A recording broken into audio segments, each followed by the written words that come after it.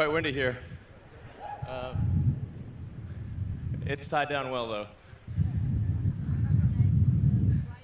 I think this is. I actually wasn't expecting it to be this windy. Hopefully, you can actually hear what I'm saying. Okay, great. So this is I think the most inspiring thing that I've ever seen, and I'd just like to thank the SpaceX team and the suppliers and the people of Boca Chica and Brownsville. Thank you for your support, and just like, wow, what an incredible job by such a great team to build this incredible vehicle. So it's like, first of all, I want to start with that. So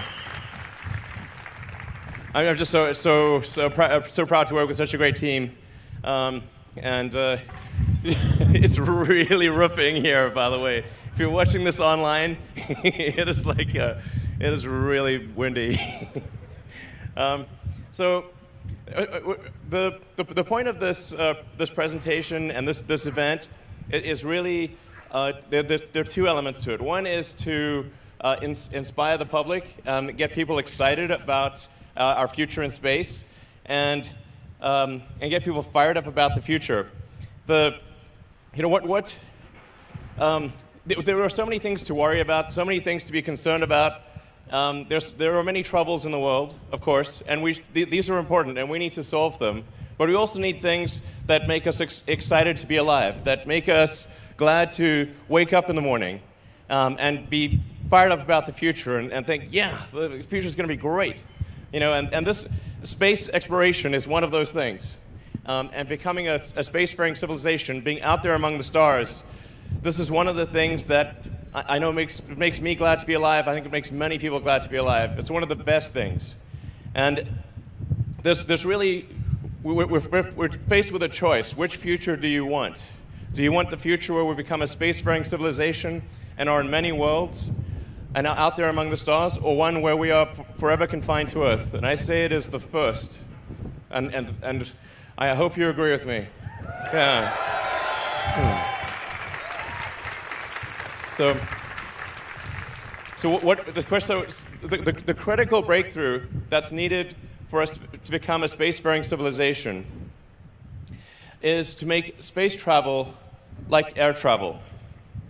So with air travel, when you fly a plane, you fly that plane many times. I mean, the risk of stating the obvious, really almost any mode of transport, whether it's a plane, a car, a horse, a bicycle, is reusable.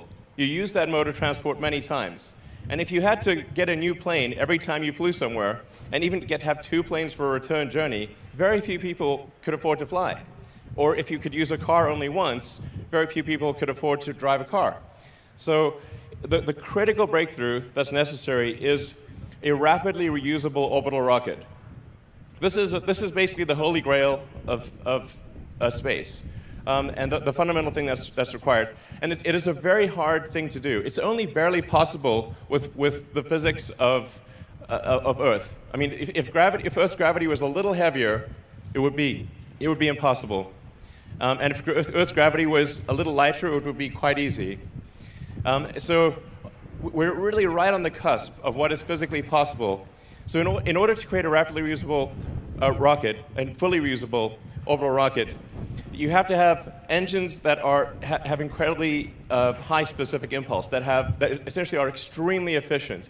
You need to have a structure that is also incredibly mass efficient. And then that all needs to come back to the launch pad and be able to be refilled with propellant and flown again very quickly, just like an aircraft. So it's just because of the physics of Earth being quite a deep gravity well and having quite a thick atmosphere. This is a tough but not impossible thing. But it is the most fundamental thing. So with SpaceX, we started out 17 years ago, and the first rocket we designed was the Falcon 1, which was that guy right there. 3, so, 2, yeah. 1. Liftoff.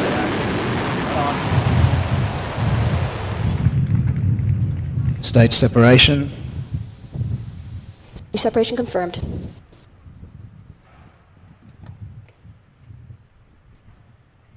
So Falcon 1, we thought, good old Falcon 1. I mean, we started off, we were very naive. In fact, the reason, I should say, the reason it's September 28th was September, this is the 11th anniversary of the first time SpaceX reached orbit. So 11 years ago today, SpaceX made orbit for the first time.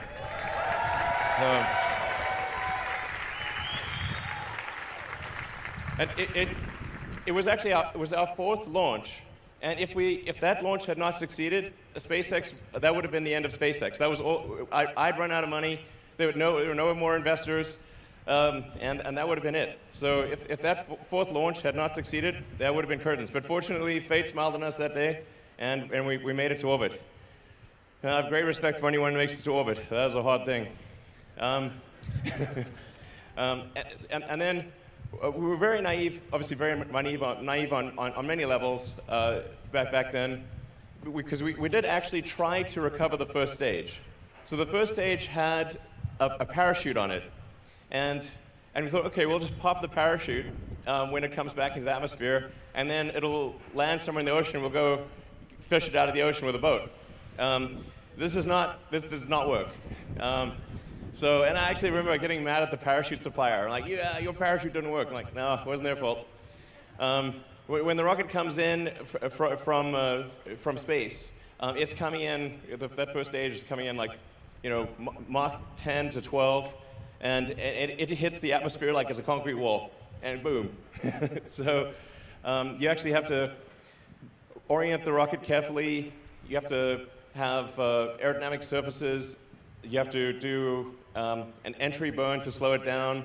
Then you've got to guide it through the atmosphere, and then do a propulsive landing. This took us many attempts, and we actually did like a video of a blooper reel of all the times we failed, which was a lot. I think it might have taken us like 14 attempts or something before we finally successfully landed the rocket. So.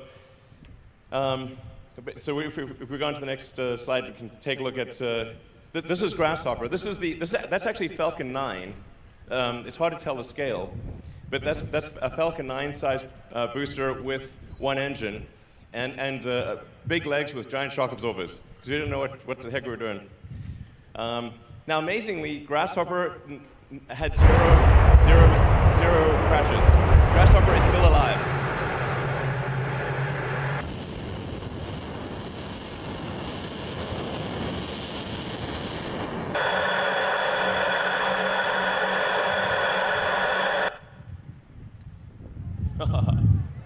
The cows are confused.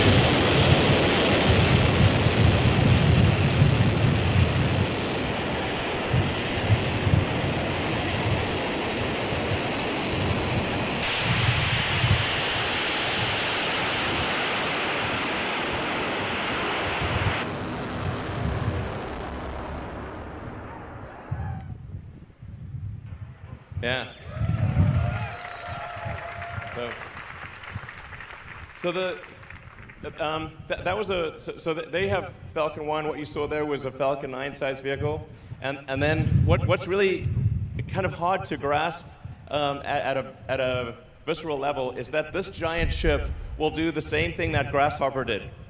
So this thing is going to take off, fly to 65,000 feet, about 20 kilometers, and come back and land in about 1 to 2 months. So that giant thing is really going to be pretty epic to see that thing take off and come back. And then hopefully, yeah.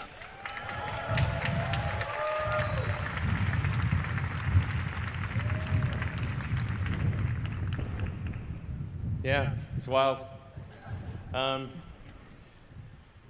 So now this is a quite radical. I'll talk about it later in the presentation. This is a quite a new approach to controlling a rocket, much more akin to a skydiver than a plane. But I'll talk about that later. So going from from Falcon 1 to Falcon 9 to Falcon Heavy, which we launched. Actually, the first launch of Falcon Heavy was only February of last year. So it's only been about a year and a half since the first Falcon Heavy launch, when we did 2 side-by-side booster landings. And I always like this video that was done by my friend Jonah.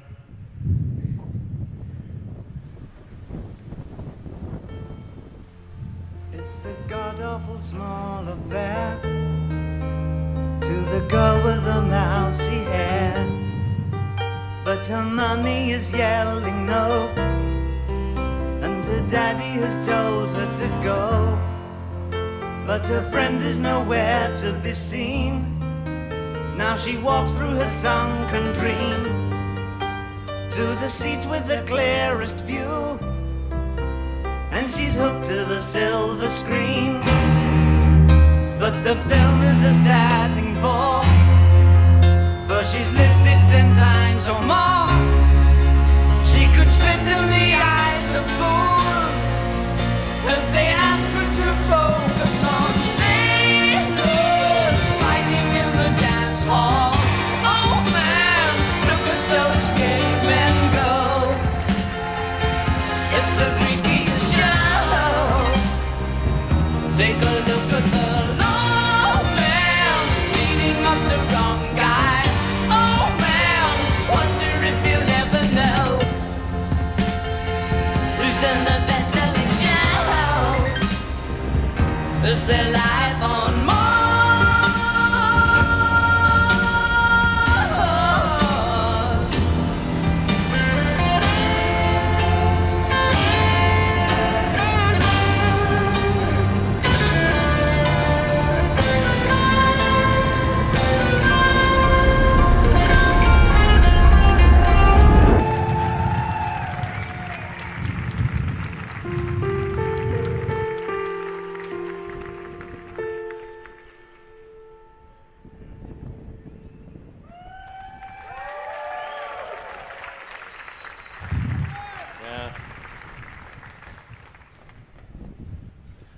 Yeah, I never thought that would happen, actually. Glad that it did. Yeah.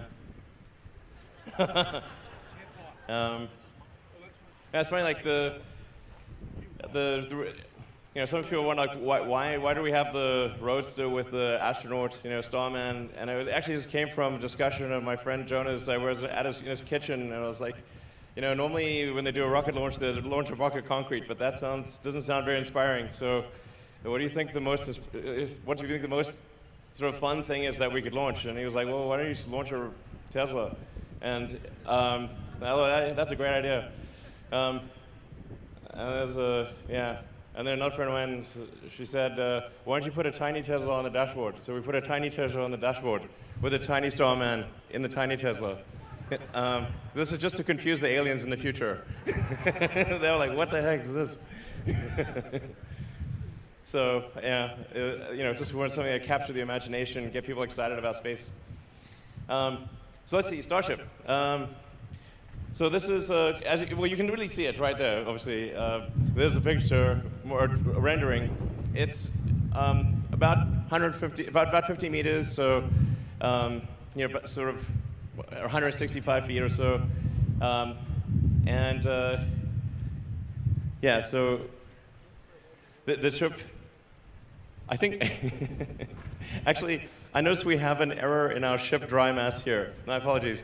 I wish it was 85 tons. The ship dry mass would be approximately 120 tons. The initial Mark I prototype is closer to 200 tons, and in series production, I think it'll probably be about 120 tons. If we get really lucky, it might get down to 110. 99 would be super epic. But in terms of its usefulness, it'll be able to do about 150 tons with full reusability to orbit and back. So this is a very big number for full reusability. The very initial versions we're confident will do over 100 tons, but I think there's a clear path to 150 tons. And the cost of a fully reusable system is basically the cost of the propellant, which is mostly oxygen. This is 3.5 tons of oxygen for every 1 ton of fuel. So one of the advantages of this architecture over the Falcon architecture is that we actually use more oxygen per unit of fuel rather than less. So Merlin, or the Falcon architecture, is about 2.5 tons of oxygen for every 1 ton of fuel. This is 3.5 tons of oxygen for every 1 ton of fuel. So when this ascends, it's really mostly liquid oxygen. Because when you get to vacuum, there's no air, basically. So, yeah. The next slide. So, yeah.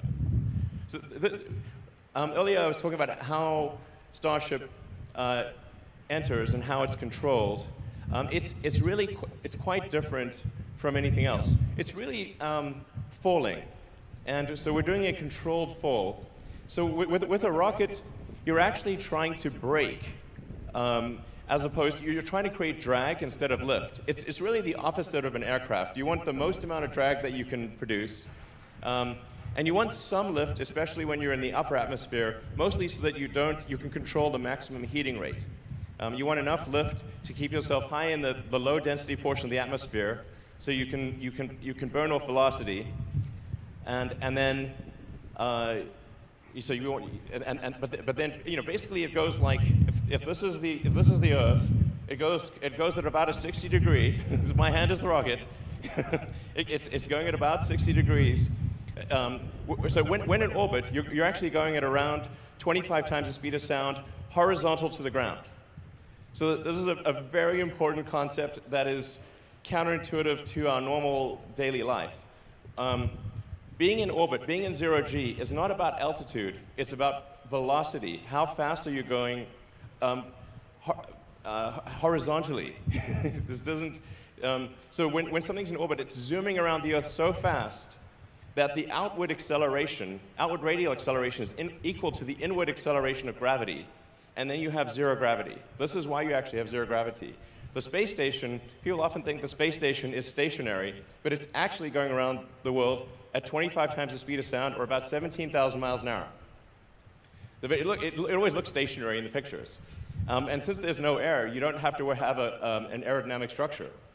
So you can be a totally crazy structure that doesn't look like it should be able to go 25 times the speed of sound, but it does. And you can only feel acceleration. You can't feel velocity. So people sometimes wonder, what does it feel like to go 25 times the speed of sound? Actually, it feels like nothing.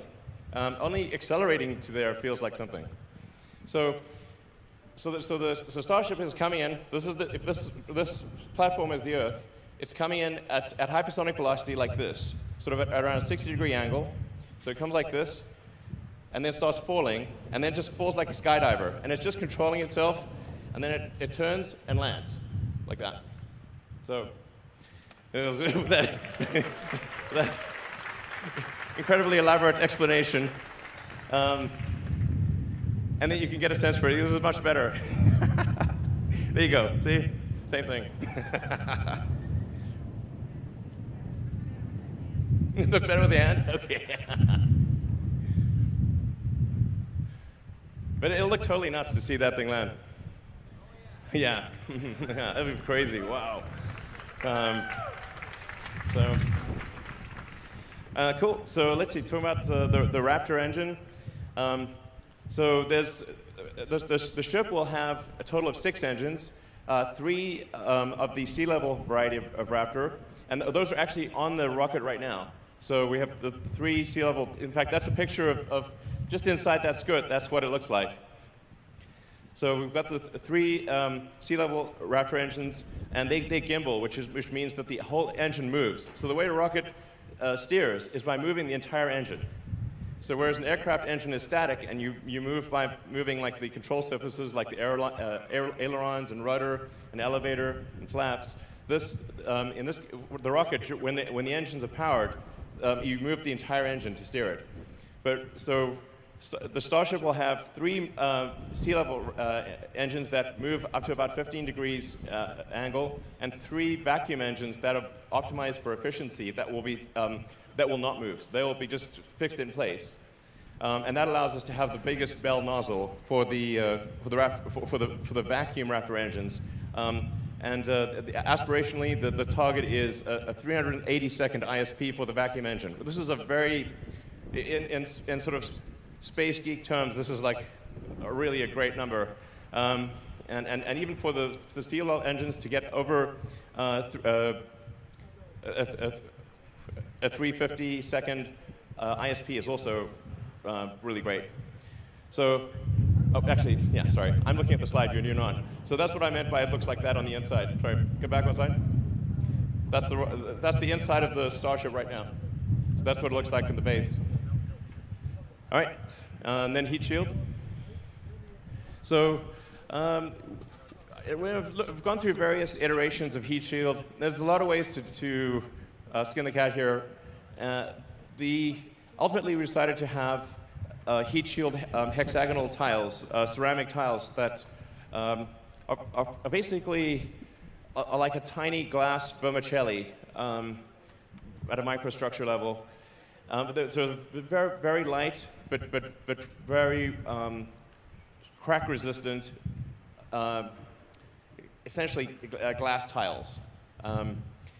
And they're, because Starship is a steel construction, like at first it feels like, oh, it's steel. Does that mean it's heavy? No, actually it's the lightest construction. Steel is the best thing, I think the best thing about, best design decision on this whole thing is a 301 stainless steel. Because at cryogenic temperatures, a 301 stainless actually has about the same effective strength as an advanced composite or aluminum lithium. Unlike most steels, which get brittle at low temperature, 301 stainless gets much stronger. And if it's in the extra hot condition, meaning it's cold rolled to extra hot condition, it also gets way stronger. So its strength to weight ratio at cryogenic temperatures is equivalent or even perhaps slightly better than advanced composites or aluminum lithium. So this is not well appreciated, because if you just look at the materials manual and say, like, what is the strength of stainless steel, it looks much weaker than it is. You say, what is the strength at cryogenic temperature? Oh, much stronger, or at very low temperature, almost twice as strong. That's when it becomes better than carbon fiber or aluminum lithium. And there's another benefit. It also has a high melting temperature. So for a reusable ship, you're coming in like a meteor. You want something that does not melt at a low temperature. You want something that melts at a high temperature. And this is where steel is extremely good as well. So it's, steel has a melting temperature around sort of 1,500 degrees centigrade, whereas aluminum, maybe 300 or 400 degrees. And same thing for carbon fiber, and that's really pushing it. Having that much higher melting temperature means that you don't need any shielding on the leeward side of the ship when it comes in for entry. And the shielding you need on the windward side, the hot side, is massively reduced, because the thickness of the tile is actually, for a reusable system, is dependent on what back shell temperature, like how hot does the back of the tile that interfaces with the airframe get. And because the steel can take a much higher temperature, your heat shield, even on the windward side, is much lighter. The net effect is that a 301 stainless steel rocket is actually the lightest possible reusable architecture. Then it come to cost. The carbon fiber we were using was $130 a ton. The steel is $2,500 a ton. Sorry. Yeah, 25. The $130,000 a ton versus $2,500 a ton. That makes more sense. So it's $130,000 a ton for the carbon fiber, and $2,500 a ton for the steel. So the steel is about 2% of the cost of the carbon fiber.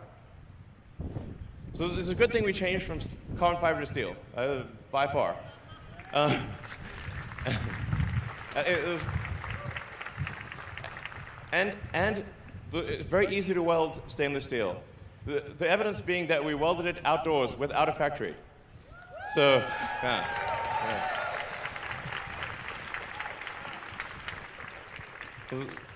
Great skills by the team, but with carbon fiber, this is impossible. With aluminum lithium, also impossible. But steel is is easy to weld, and it is resilient to the elements. And also, actually, as talking to Austin earlier, he was saying, like on Mars, you can like cut that up, you can weld it, you can modify it, no problem. Yeah, that's a good point. You're out there on the moon or Mars. You want something that you can modify, that you can cut up and use for other things. That's like for sure a great thing. So anyway, steel. Obviously, I'm in love with steel. It's time. I had to say it. So great. So let's see. Going on to the booster.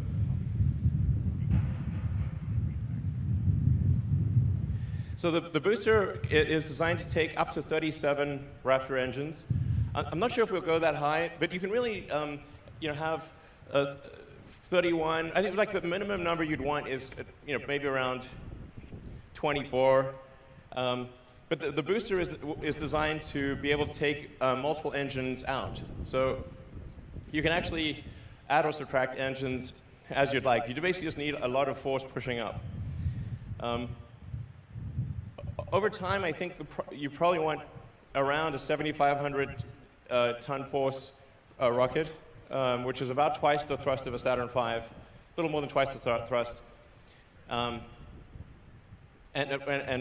on a roughly 5,000 ton gross liftoff mass. So for roughly 1.5 thrust to weight. For a reusable rocket, you actually want a high thrust to weight rather than with an expendable rocket where you want a low thrust to weight, because any thrust to weight below 1 is not useful. Like if you have less thrust than your weight, you don't move. So you actually want a high thrust to weight for a reusable rocket. This is a very important design optimization change. So that's why I think more engines is probably good, and getting up to around 7,500 tons over time, and a 1.5 thrust to weight ratio, or more. So, and we think we're probably going to adjust the grid fin design to be kind of like more of like a diamond shape. It looks cooler. It works better too. And then the rear fins are actually just legs. So they're not needed for stabilization or guidance. They're essentially there for legs. All right, so let's go into some of the development testing. This is a Raptor firing.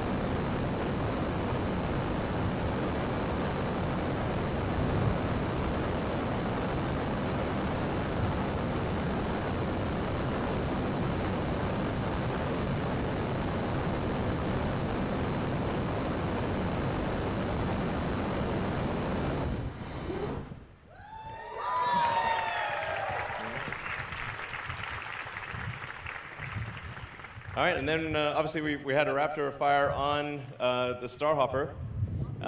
Yeah. And it's kind of hard to see to appreciate scale, but it's the same diameter as Starship, and obviously it's just right over there. So it's kind of hard to tell if it's the size of a trash can or how big it is. But it's about the body diameter is about 9 meters or 30 feet, not including the leg span.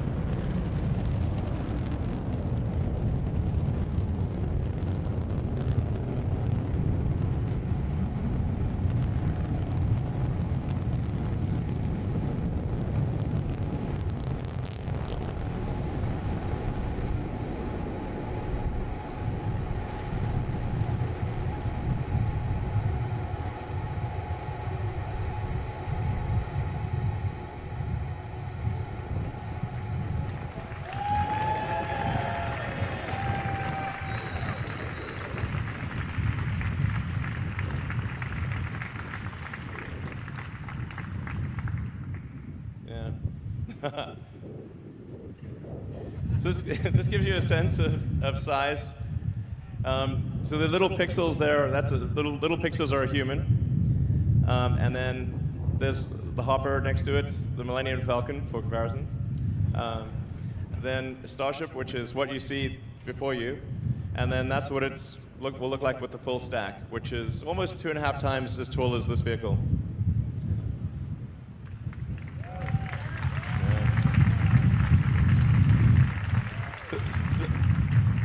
This simulation will give you a sense of the scale of things.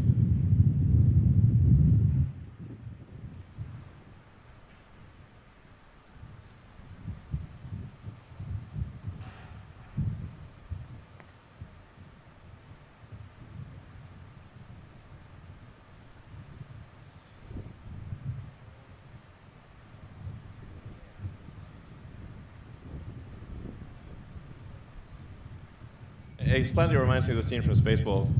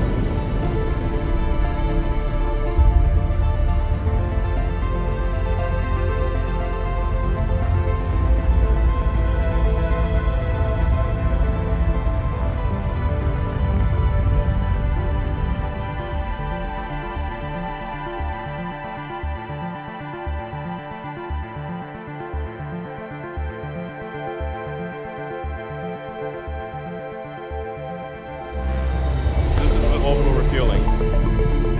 Orbital refueling is extremely important for getting to Mars and getting to the Moon.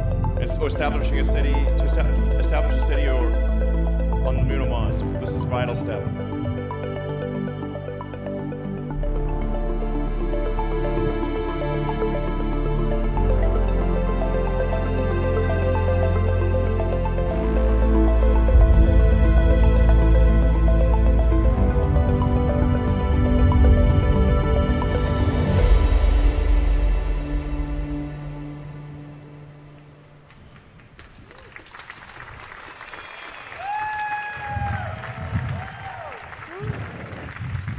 All right, to Mars, exactly.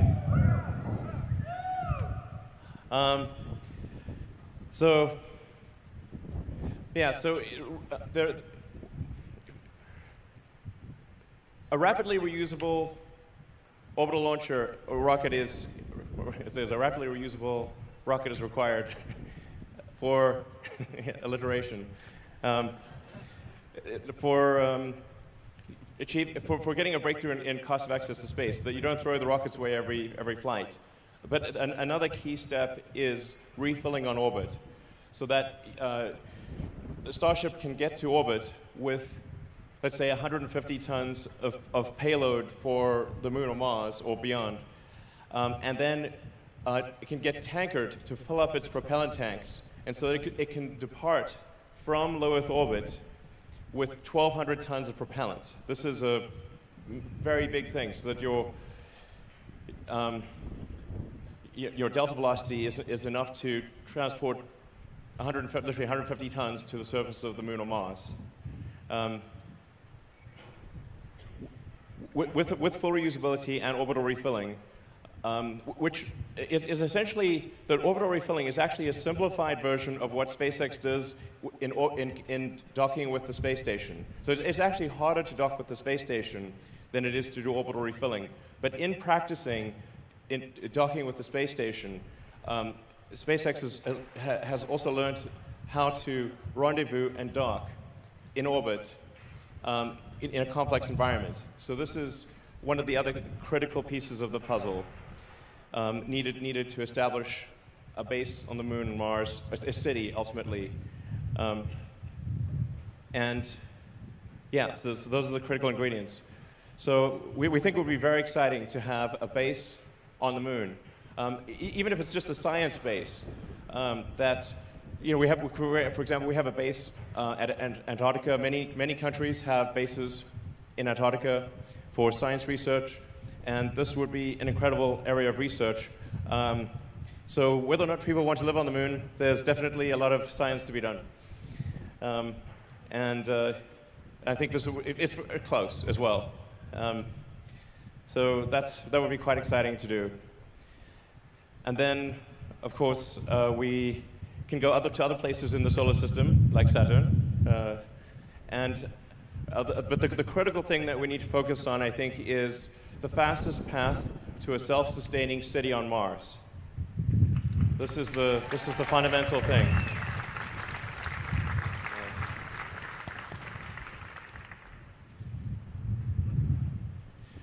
You know, as far as we know, we are the only consciousness or the only life that's out there. There might be other life, but we've seen no signs of it. You know, people often ask me, what do you know about the aliens and that? You know, I'm like, man, I tell you, I'm pretty sure I'd know. You know, if there were aliens, I have not seen any sign of aliens.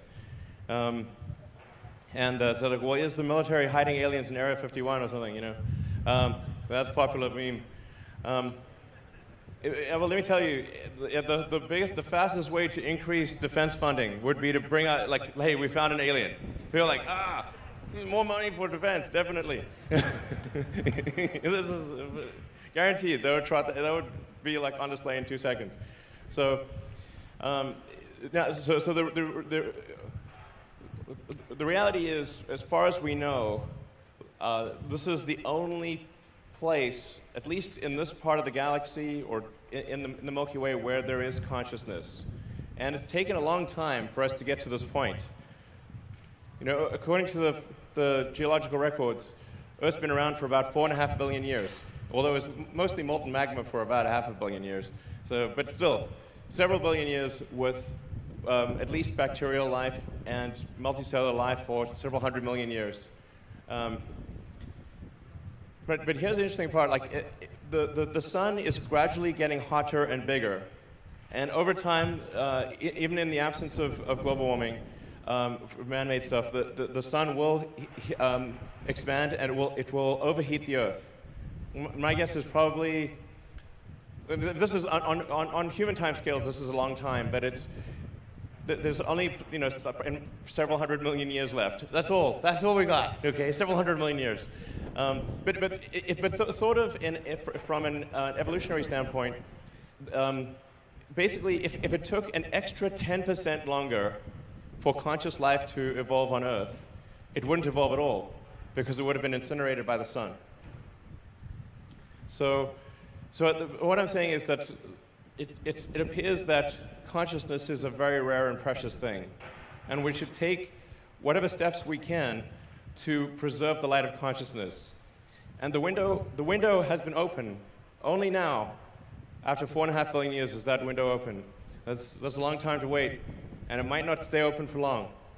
I'm pretty optimistic by nature, but there's some chance that window will not be open for long. And I think we should become a multi-planet civilization while that window is open.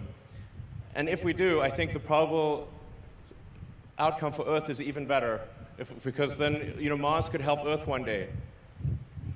You know, and so I think we should really do our very best to become a multi-planet species and to extend consciousness beyond Earth, and we should do it now. Thank you. Thank you.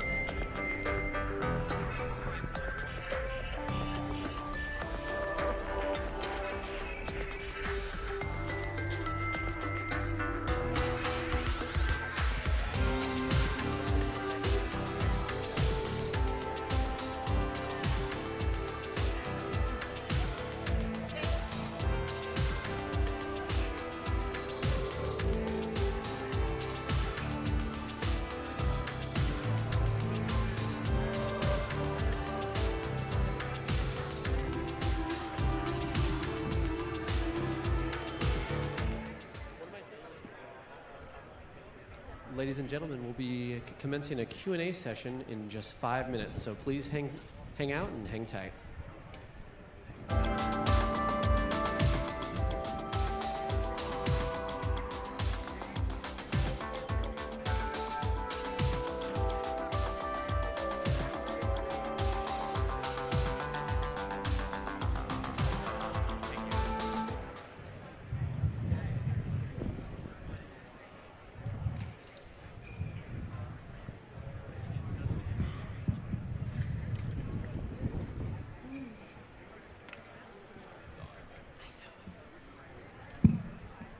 Once again, ladies and gentlemen, please sit tight. We're going to be doing a Q&A session with Elon in just 5 minutes. Please stick around.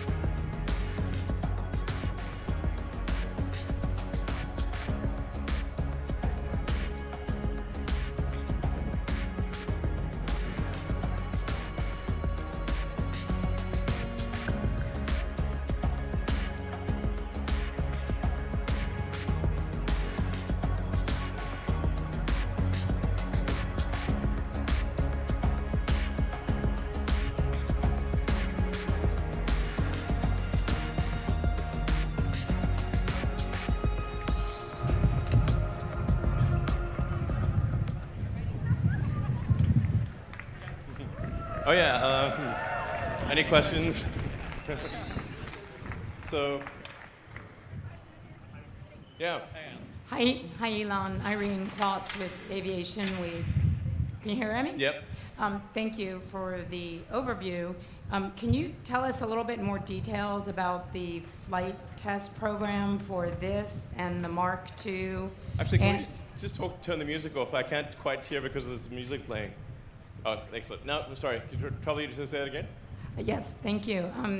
Can you talk a little bit more details about the flight test program for both this Mark I and the Mark II vehicle in Florida, and what the progression is to get to orbital flight and then a test flight or a commercial mission with the full vehicle? Sure. Thanks. So, yep, with any development into uncharted territory, it is difficult to predict these things with precision. But I do think things are going to move very fast. So our plan is in basically 1 to 2 months to do the 20-kilometer or 65-foot flight with Starship Mark I. Our next flight after that might actually just be all the way to orbit with a booster and the ship. I'm giving you just literally stream of consciousness here. Most likely we would not fly to orbit with Mark I, but we would fly to orbit with Mark III, which will be built after Mark I right here. In fact, we'll start building it in about a month. So, yeah. And actually, so sorry to say this mid-question, but I did want to make sure to thank Yusaku Miyazawa for his great support. Yeah, he's awesome. Yusak 2020, that's his handle. That's a great handle. Anyway, he's a super cool dude, and he's like, you know, putting a lot of serious resources to helping out Starship. So I want to thank him very much for that. Anyway, so yeah, just to frame things, we are going to be building ships and boosters at both Boca and the Cape as fast as we can. And each successive, yeah, absolutely. I mean, it's going to be really nutty to see a bunch of these things. I mean, not just one, but a whole stack of them. And we're improving both the design and the manufacturing method exponentially. So, for example, with the current way that we build or the way that Mark I and Mark II cylindrical sections were built was in with basically plates.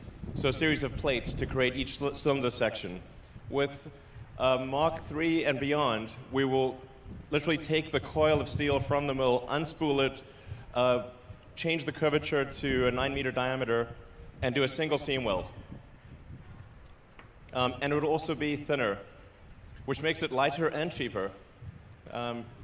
So the rate at which we will be building ships is going to be quite crazy by space standards. I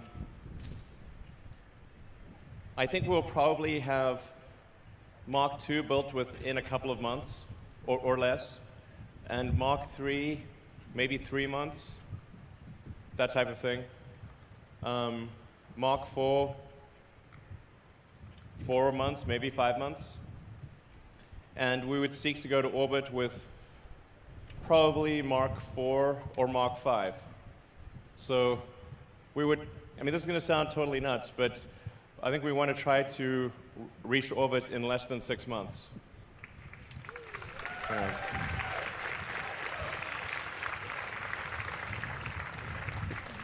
mean, provided the rate of design improvement and manufacturing improvement continues to be exponential, I think that is, you know, accurate to within a few months.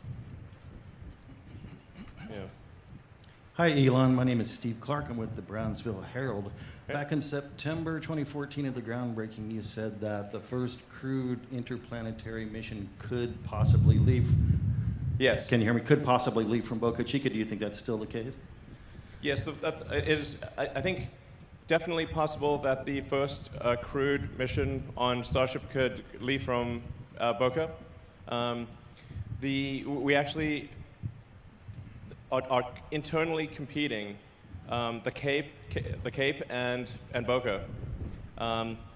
So I think both places will, to the best of my knowledge, both places will launch crewed missions.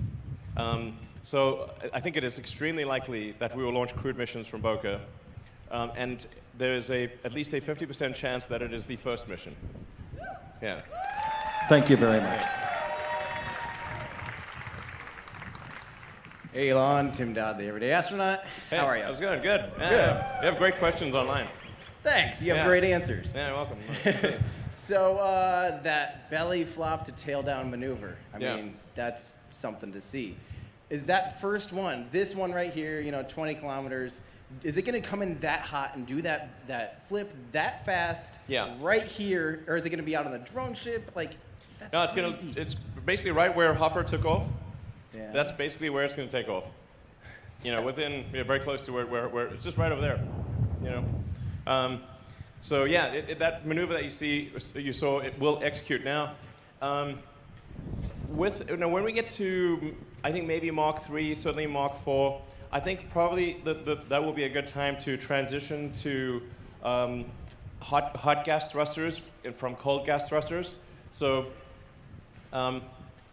using essentially compressed nitrogen gas as the cold gas thruster is a pretty low ISP, sort of 60, 70 if you're very lucky, but closer to 60. With methox thruster, you can get, without really even trying hard, 300 ISP. Even if you just foam cool the walls, without even regen cooling. If you regen cool it, 350, no problem, 360 even. So you're talking about something that's then 5 or 6 times the mass efficiency of the nitrogen thrusters that are on Mach 1.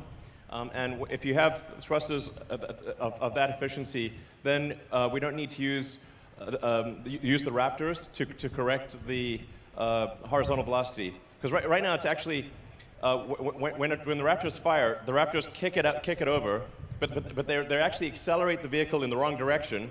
Then they have to overcorrect and then come back. Whereas if you have strong enough thrusters, you can just, using the onboard maneuvering thrusters without lighting the main engines, you can just go kick it hard, light the engine, land. That'd be, that's better. Yeah. And then are those pressure fed then, those methylox? Yeah. Those would be just pressure fed, high pressure gas methox, and so you'd have a high pressure CH4 bottle, high pressure O2 bottle, and then the great thing is like those they don't care what attitude you're at. You can be at any attitude, any G's, any attitude, it'll still fire. Yeah.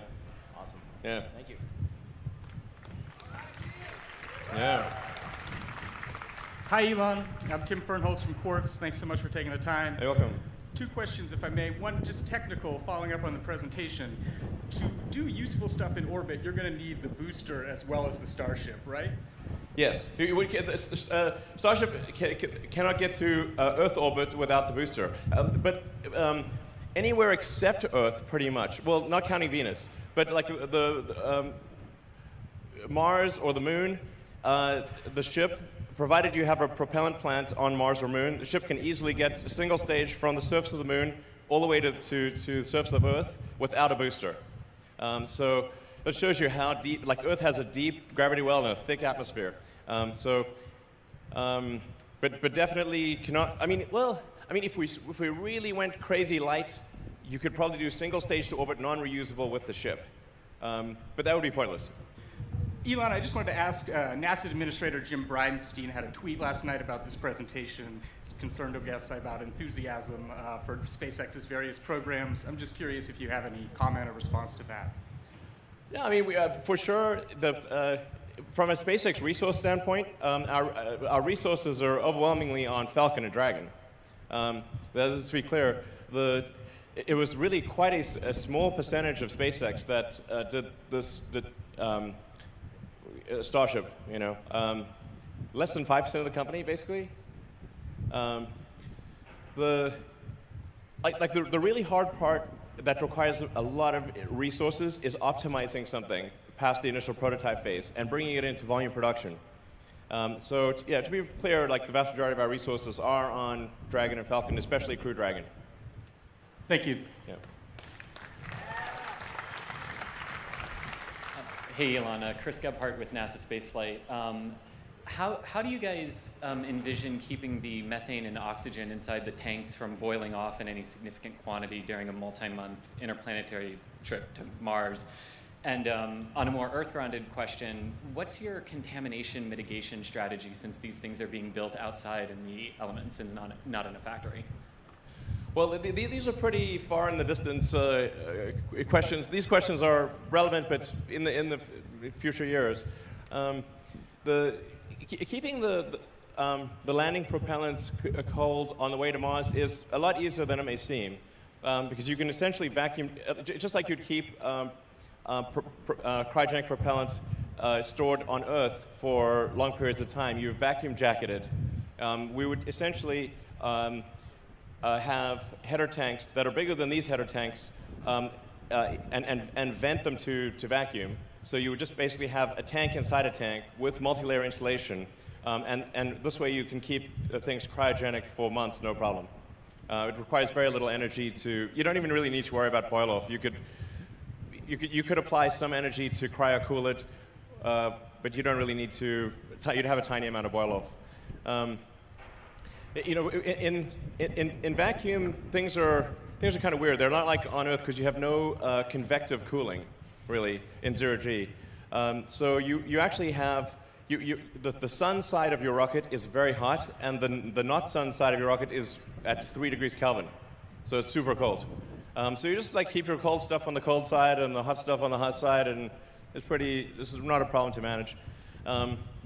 You know, for the long-term stuff for sort of what's called contamination of Mars, you know, I think this concern, first of all, we'll do everything we can to mitigate it, obviously.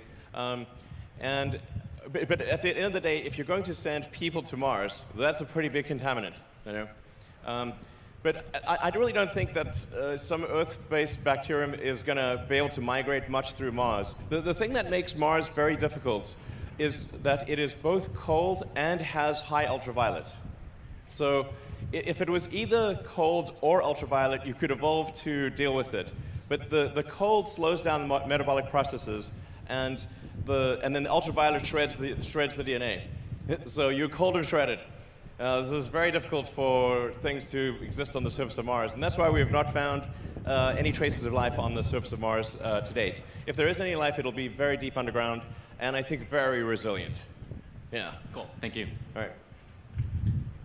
It's also worth noting that over time, there have been meteors, there have been chunks of Earth that have been chipped off by meteors, and chunks of Mars that have been chipped off from Mars. And Earth and Mars have actually exchanged material many times over the last several hundred million years.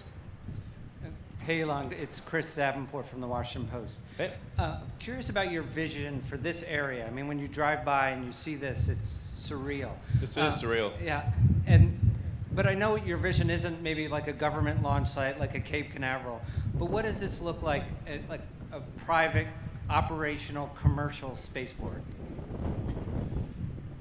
Yeah, I mean, it's you know, I mean, it will definitely get fancier than it currently is, you know, because the reason it's not fancier is just because it would have taken too long to build the buildings. So since it was going to take so long to build the buildings, we just built it outside. Yeah, this is like my new thing is management by rhyming.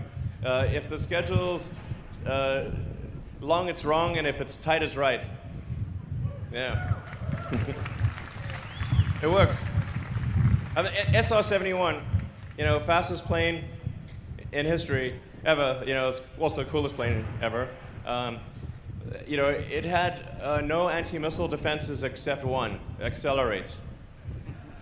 Yeah. Zero. They tried to shoot it down many times. 0 successes. give us a quick sense of what you think this area will look like in, say, 10 years when you are flying crews?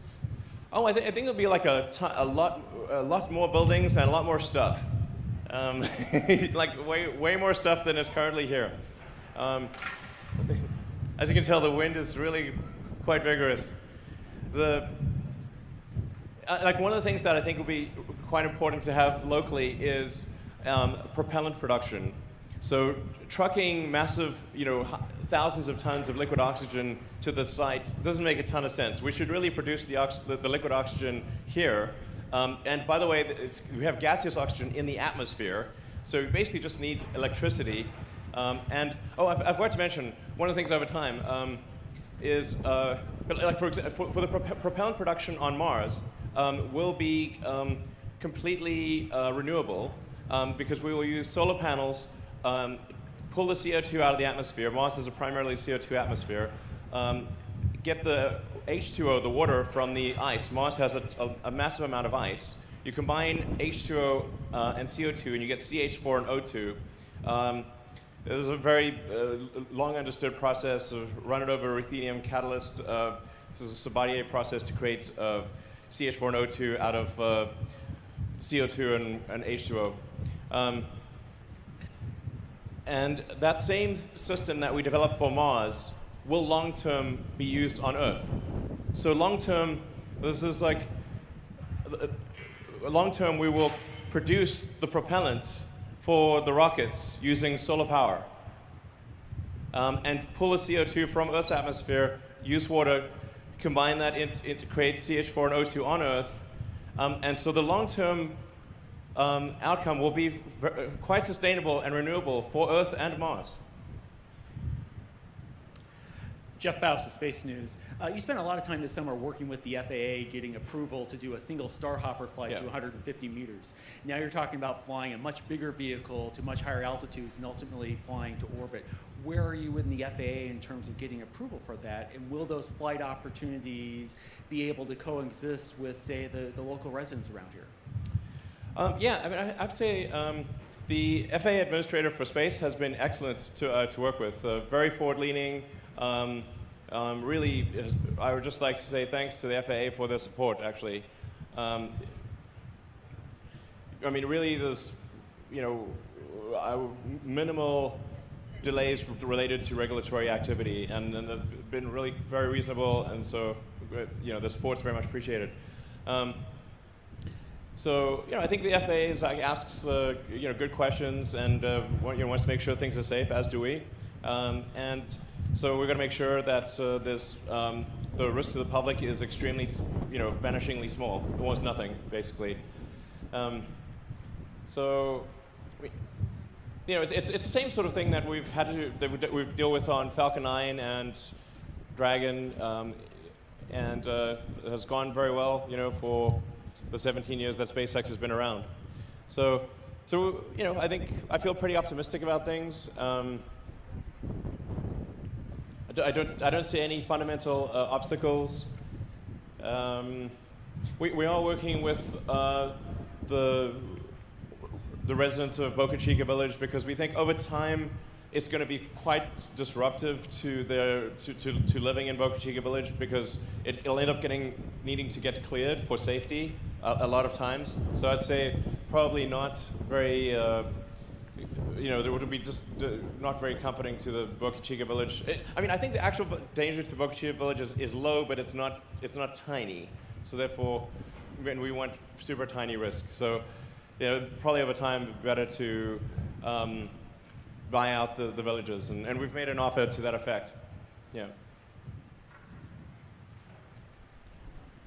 Thank you, Elon. It's Tarek Malik from Space.com. And I was curious, with the design update here, if 100-person crew size for base flights is still kind of the target now, and how the life support... Sorry, could you talk a bit louder? The wind is like howling in my ear, unfortunately. Sure. Yes, with the design update here, I'm curious if the 100-person crew size target is still the main target for base crew flights, and how the life support system for that is being developed for both the initial test flights and then maybe for Mr. Miyazawa's flight too in upcoming years. Thank you. Yeah, I think It's really, I think you could still do 100 people. Like the pressurized volume on Starship is around 1,000 cubic meters. So if you had 100 people, you'd have 10 cubic meters per person, which is, and, especially in like a 0G situation, that's actually quite a lot of room. Unlike a 1G situation, you only get to use one surface, really, live on one surface in a 1G situation, but in a 0G situation, you can live on 6 surfaces. You can like all 6 sides of a cube. So things are way roomier than they may seem. And by the way, 1,000 cubic meters, I think, is close to what the space station pressurized volume is. So Starship is like basically like launching space station pressurized volume on every flight. This is quite a lot. We can make it bigger if as needed. Yeah. Hi, Elon. Stephen Clark from Spaceflight Now. Thanks for taking our questions. We see the Starship prototype here, Mark 1. You talked a little bit about how you're going to build the super heavy vehicle. Can you update us a little bit more detail about how that development is going, where exactly it'll be built, and when we might see it on a test stand or on a pad? Sure. Yeah. Good question. So the priority is to build at least 2 Starships at each site, at Boca and the Cape, and then start building the booster. So we'll complete Mach 1 through 4 before doing Mach 1 of the booster, and then we'll do Mach 1 and Mach 2 of the boosters at the Cape and Boca. The main constraint on launching the booster is engines, because obviously the booster has a lot of engines. So spooling up the Raptor production rate is extremely important to, vital, obviously, essential to completing the booster. Doing the tanks and the legs and, say, the grid fins, that is not a constraint. Like that we can get done fast. But we need, I think we'd want to have at least probably 24 engines, but I think really at least 31 engines to launch. So you add that up, you've got a lot of engines there. We need for 4 Starships, we need these just have 3. Mach 1 and 2 just have three Raptor engines. Mach 3 and 4 will have 6. So you add them. This looks like a lot of engines, basically, including development engines. From now through orbit, we probably need 100 Raptor engines. And our production rates right now is maybe one every sort of 8 to 10 days. But it should be one every couple of days in a few months. And then our target is to get to a Raptor engine every day by Q1 next year, or sooner. And if I may, when will we see people flying on this vehicle into space? Well, I think we could potentially see people fly next year. If we get to orbit in about 6 months, then we have it's designed to be a reusable rocket, so a reusable booster, reusable ship, so we can do many flights to prove out the reliability very quickly. So whereas with an expendable vehicle, you have to build, if you want to do 10 flights, let's say, to prove out the viability of an expendable vehicle, you need to build and destroy 10 vehicles. Whereas we can do 10 flights within basically 10 days. So when I say rapid reusability, I mean, you could fly it. You could fly the booster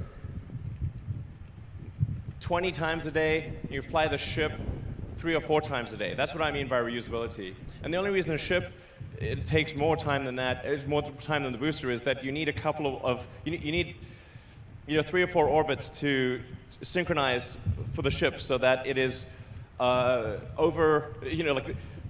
I don't want to get into those complicated thing of orbital dynamics and the rotation of the Earth relative to satellite. But as anyone who's like knows the space, you know, the track of a satellite, unless it's an equatorial satellite, is a sinusoidal track on the Earth. Unless it's equatorial or sun synchronous. So. You know, launching sort of due east, you have to kind of wait for the orbits to the ground path to sync up with the launch site, and that's the only reason it really takes like, you know, maybe 6 hours or something like that to sync up and land back at Boca or the Cape. You know, one of the really interesting things to contemplate is the total mass to orbit capability of a large reusable system where you have a significant fleet in operation. You know, if you've got something like Starship where you've got, you know, maybe 150 tons capable to orbit, and the ship can fly, is capable of, say, theoretically flying 4 times a day, but you know, they call it like 75% uptime, so theoretical 3 times a day, 365 days a year. So that's like about 1,000 flights a year for the ship. The booster can do a lot more than that. This is obviously max theoretical. And you've got, you know, 150 tons. That's 150,000 tons to orbit per year per ship. And if you've got, say, 10 ships, you would have 1.5 million tons to orbit per year. 20 ships, you got 3 million tons orbit a year. I think the total rest of world capacity, if you take all rockets on Earth, including Falcon, the total capacity to orbit, I think, is around 200 to 300 tons currently. Total Earth capacity to orbit is about 200 to 300 tons if all rockets launched at max rate. So we're talking about something that is, with a fleet of Starships, 1,000 times more than all Earth capacity combined. All other rockets combined would be 0.1%, including ours. But you kind of need that if you're going to build a city on Mars. So it's got to be done. It's got to be done.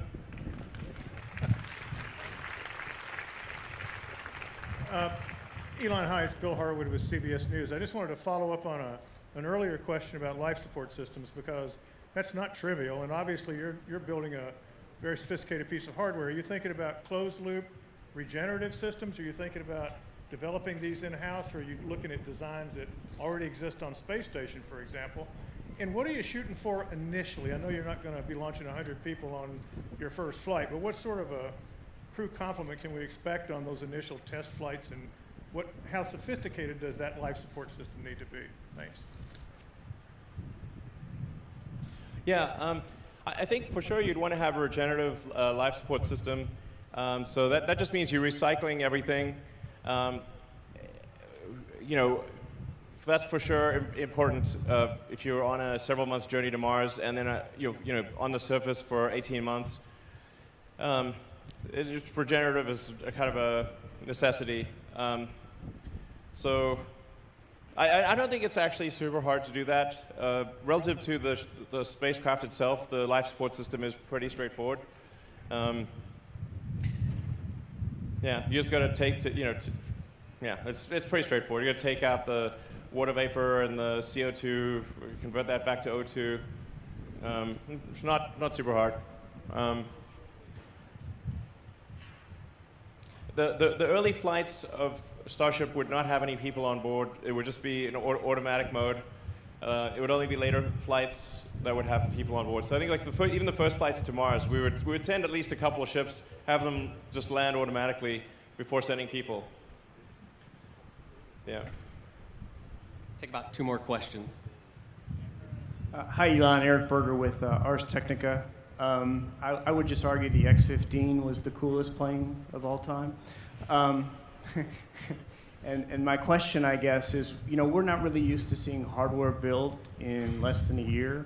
Can you talk about the timeline for this vehicle? Like, when you started fabricating it and how you went so quickly on it. Thank you. Actually, I'm not sure. I think like up until October last year, we were pursuing a completely different design. So it was really, I switched the design to steel, I think, approximately maybe October last year. And then it's like, okay, so what's the fastest we can build a steel,